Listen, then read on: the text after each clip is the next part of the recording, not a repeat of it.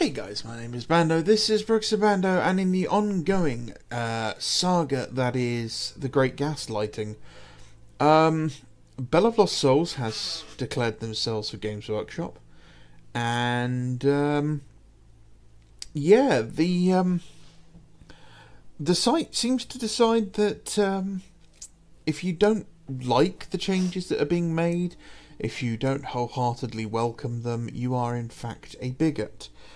And I think this is a bigger problem. It's something that is reflected across all of media at the moment. You can see it in movies, games, TV, tabletop games, where the use of protected groups has been weaponized. You know, you get a character that is portrayed in a certain way. They decide to reboot it or do a new version of the show or movie, and then they announce the actor, or let's be honest, it's always going to be an actress, who's going to play them, and they're not the same race, or they've decided to make them gay, and before anyone can even come out and say, hey, I'm not a fan of this change, there is a dozen articles already lined up to talk about how they're getting harassment and we're all bigots. For example, see Batgirl, Catwoman in the latest Batman film, The Little Mermaid. In fact, any character that's a redhead, yeah, that's a whole nother one to go look into. That's a rabbit hole I'll let you guys go into on your own, but that's a coinky dink. So yeah. You're a bigot if you don't like the idea of female custodes. Well, let's just take a quick look at that, shall we? So this is Google's Oxford English Language definition of the word bigot.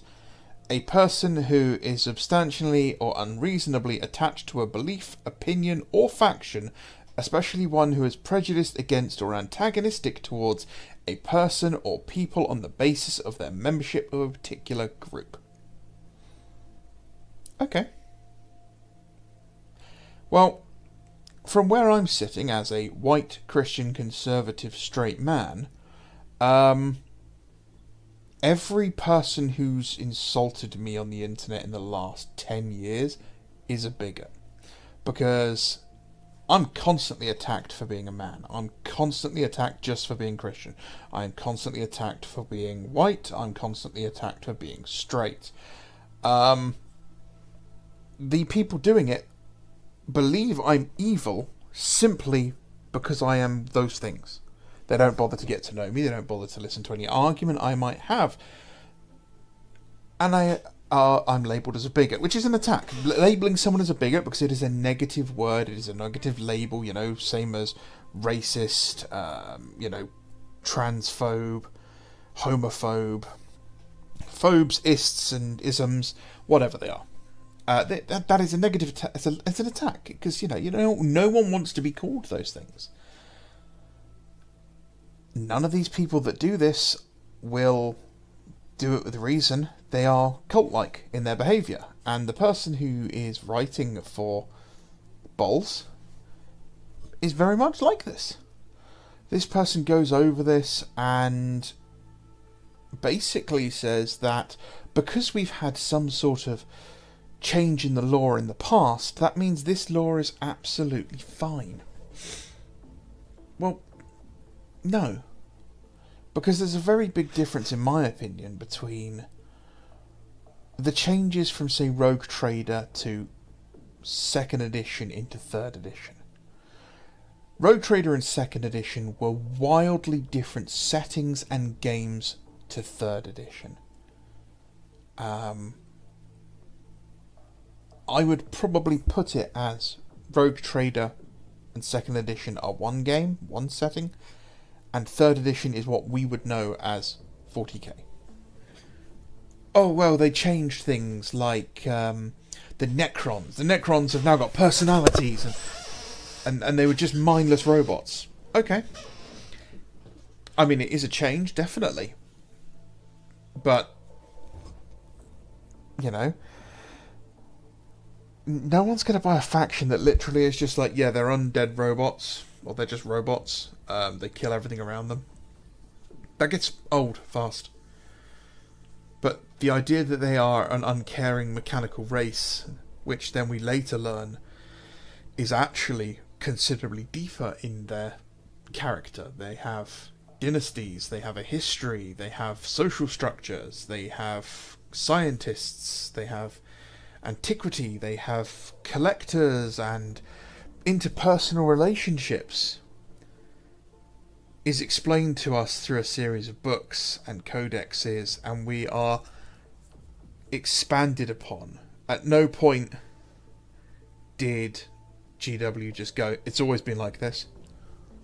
And people had a problem with it at the time. People still have a problem with it. What else did we have? Well, we've got the change to the Orcs, with how the Snotlings used to be the dominant species, which isn't talked about really anymore. It's not really retconned away. We know that the Orcs were created by the old ones, but there's no reason to think that that snippet that the Snotlings and Grots had a higher social status before wasn't true, and it still isn't true. It just is an expansion. It's a change. But again, people had a bit of a problem with it at the time. What else was there? I mean, the return of Robuta Gilliman. People had a problem with it at the time. There's so many people who seem to be trying to push a narrative at the moment that people are only mad over this because it's about women. And it's not that. Oh, no one's ever had a problem with changes to 40k lore in the past. People have had problems with every single lore change that has ever happened.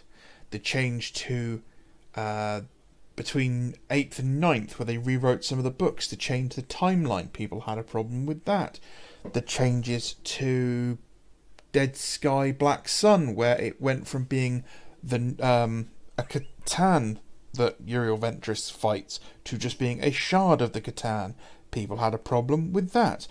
Changes to what was it? There's so many now. I'm sure he mentions it. Let's have a look through this quick article. Yeah, don't care about that.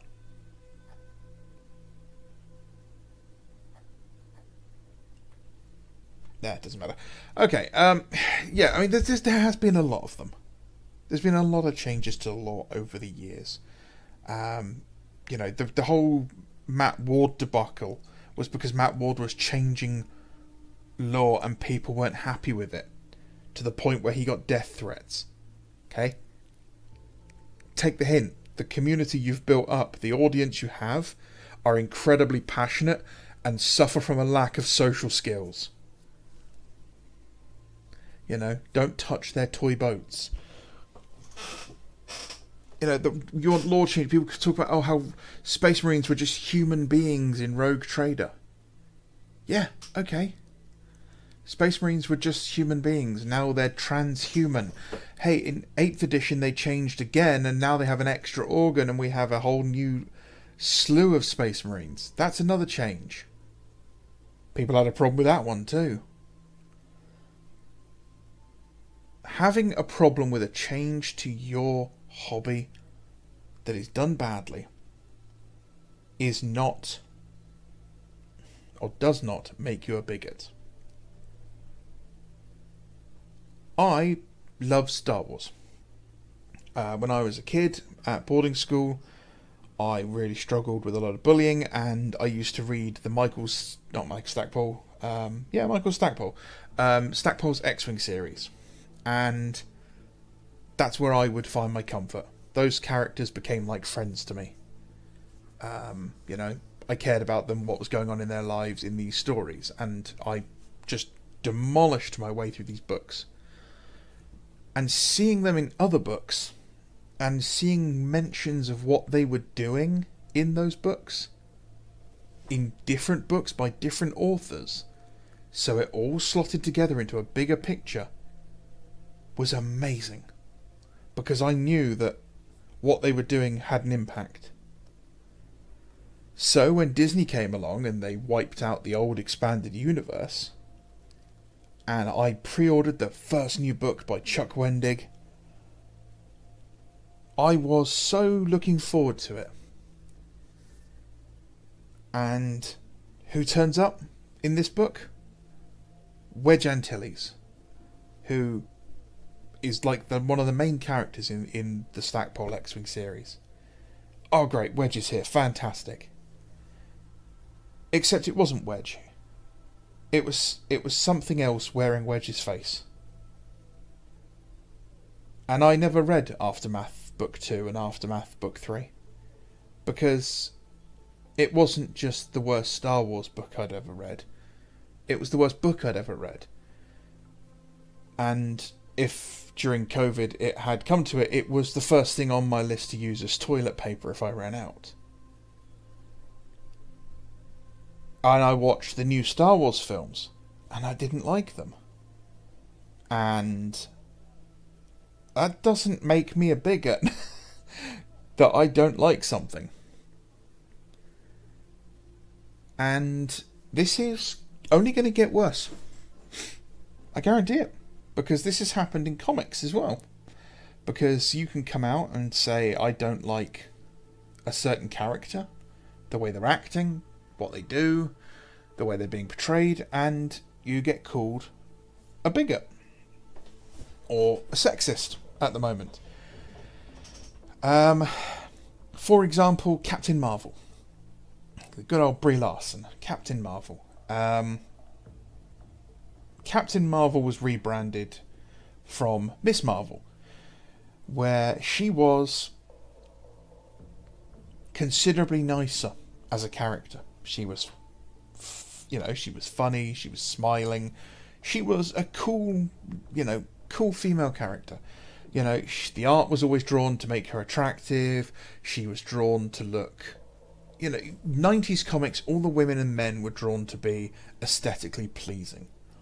So she was slim, she was tall, she was blonde. She was the 90s ideal woman at the time. She wore like a black skimpy onesie and like a little red sash. And, she flew around beating the ever-living piss out of bad guys. Well, then she got sort of rebranded into Captain Marvel to make her like Captain America. And she became the leader of some teams, and very quickly the art changed, and they drew her ugly. And what I might do is I might actually, at the end of this video, I'm going to throw some pictures of what I mean, that they made her ugly. Because it's bad. And the writing got bad, because there was no consistency. She went from being friendly in one comic, written by one writer, and funny, having a sense of humour, caring, maybe doubting herself a little bit, and actually kind of being like, oh, I've got this new mantle and responsibility, to the next book where she's the ultimate badass and she doesn't need help from no man, and of course men are going to stop me doing this and all that, and it was all over the place. And there was no, I read one book and it didn't matter if I'd read it. I could pick up the next one and read it, and there was literally no connection, there was no character development, because once you've hit level 999 on the power scale, there's nowhere to go. You don't get character development when your character is perfect. And it sucked, because I really like Captain Marvel. I think aesthetically the whole black and red jumpsuit she wears, or blue and red jumpsuit she wears now with the star, she's like, a load of comics she wears a leather jacket over it. I think aesthetically she looks really cool as a character. The idea of the character, she's a fighter pilot who has these powers from an alien machine. She has certain characters who are friends that she's got a good support cast that make her an interesting character. But it's handled badly. Now, why am I saying this? Well, I've gone off on this tangent because any criticism I have of this character, whether it is legitimate or illegitimate, is treated the same. I'm a bigot if I say I don't like it because she's a woman. which I don't care. But I get the same comment if I say the writing's bad. I get the same comment if I say the art is bad. It's my fault if the comic book fails, but it's also not for me. It's made for someone else. And this is what's going to happen to Warhammer. Because they will continue this. They will continue diversifying, because that's the buzzword they use, because you can't fight against diversity. Which is hilarious, because basically it's humanity. We don't care about the colour of your skin or whatever else. It's humanity. As long as you're human, we don't care. But yeah, they'll continue to do their diversity and inclusion thing to the point where, and this used to be a joke, a disabled, lesbian, trans, black woman is now head of the Custodes, and that used to be a joke. But now you look at like DC Comics, or I mean the newest Tomb Raider, for example, has a black woman who is gay with pink hair and has a pair of blade lower legs because she's a double amputee. So it's not become a joke. It's again another tangent. The parody website The Onion, which makes piss take news, said that their job has become so difficult because actual headlines are becoming too stupid that people can't tell the difference between the real ones and the joke headlines now. And this will keep happening with our hobby. It will no longer resemble what we used to have. And you'll be told that when Games Workshop's share price keeps nosediving, and it's going down, it might come back up a little bit, but it keeps going down again. When that starts bottoming out and they start closing more stores and they cancel Age of Sigmar and they cancel Legion Imperialis and they cancel the Old World and all these other shit that they don't, they've got to cut costs and people are going to start losing jobs and everything, it'll be because it's our fault.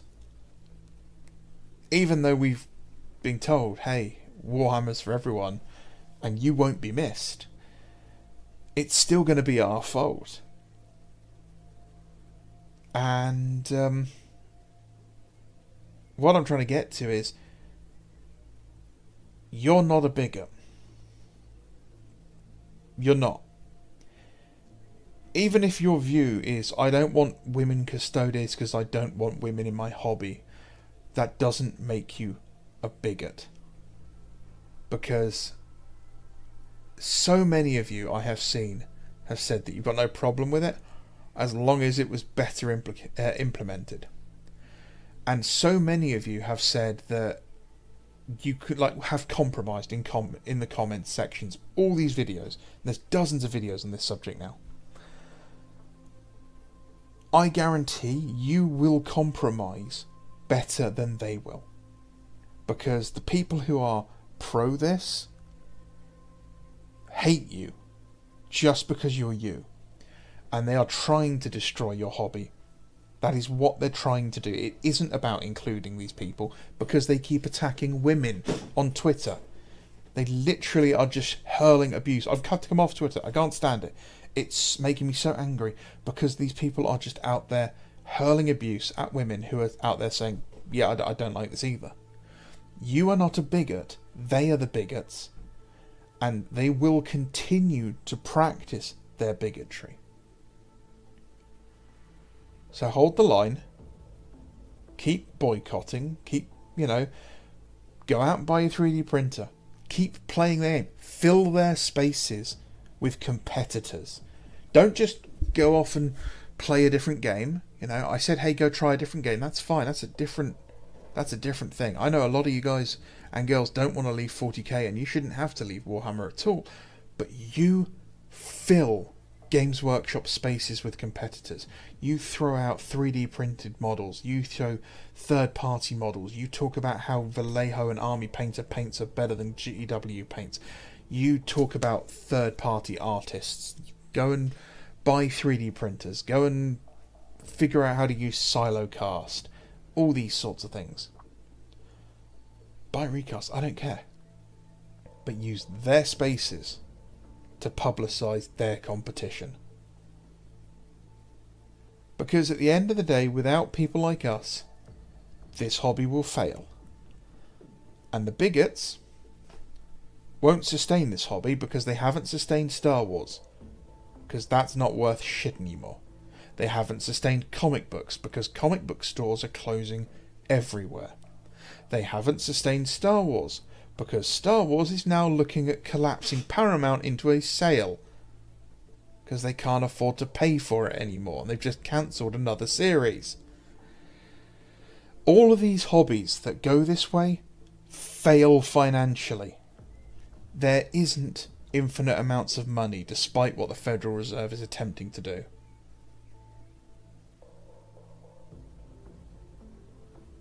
We don't need them. We do not need Games Workshop anymore. We can write better fluff. We can make better models. They have zero requirements. GW could literally evaporate tomorrow and this hobby could continue without them. Almost completely without incident. So don't get disheartened with all the abuse and all the name calling. Don't let it get to you. You're not a bigot, they are. Remember, they won't ever compromise. They will always hold their prejudice against you. The war's not over, guys. We can still win this. Alright. My name is Bando. This is Brexit Bando. Keep fighting, guys. As always, if you want to help support the channel, like, subscribe, comment, all help. You can use my Element Game code if you make an order from Element Games to double your reward points, and that helps me out as well. Come join us on Discord, and remember that we're doing a giveaway, so make sure you have commented on the video and joined us over on Discord, and you are subscribed to the channel. Alright. Thanks a lot. Bye bye.